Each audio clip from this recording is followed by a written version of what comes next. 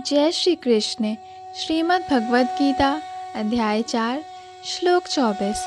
ब्रह्मार्पणम ब्रह्महवि ब्रह्माग्नो ब्रह्मणाहुतम ब्रह्मैव तेन गंतव्य ब्रह्म कर्म समाधिना। जो व्यक्ति कृष्ण भावनामृत में पूर्णतया लीन रहता है उसे अपने आध्यात्मिक कर्मों के योगदान के कारण अवश्य ही भगवत धाम की प्राप्ति होती है, क्योंकि उसमें हवन आध्यात्मिक होता है और हवि भी आध्यात्मिक होती है। अर्थात यहाँ इसका वर्णन किया गया है कि किस प्रकार कृष्ण भावना भावित कर्म करते हुए अनंतो गत्वा आध्यात्मिक लक्ष्य प्राप्त होता है।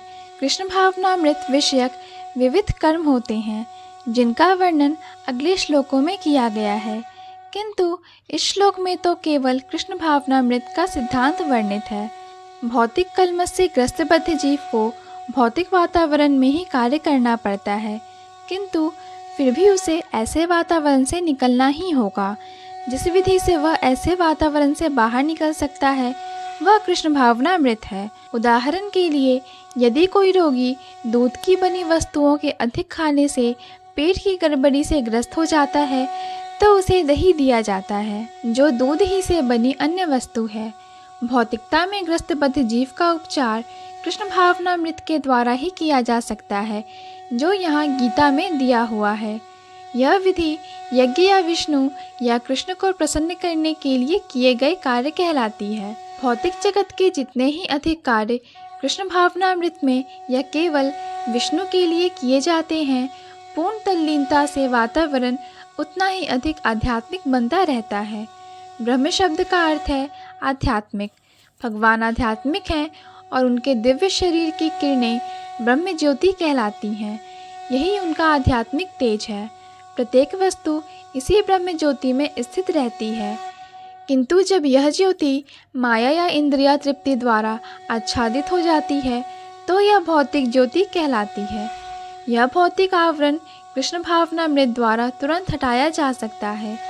अतएव कृष्ण भावनामृत के लिए अर्पित हवि, ग्रहणकर्ता, हवन, होता तथा फल, ये सब मिलकर ब्रह्म या परम सत्य हैं। माया द्वारा आच्छादित परम सत्य पदार्थ कहलाता है।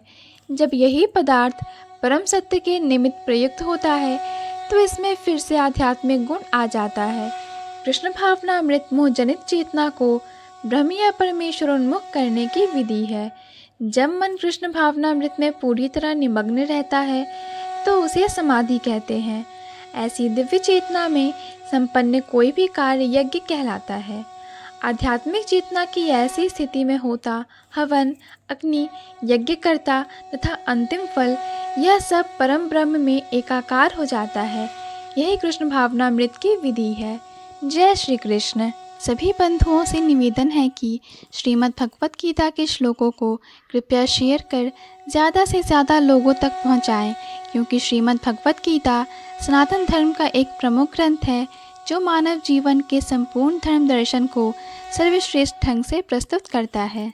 पूर्ण भगवद गीता के श्लोकों को सुनने और समझने के लिए कृपया हमारे चैनल को सब्सक्राइब करें। वीडियो पसंद आया हो तो लाइक और शेयर करें।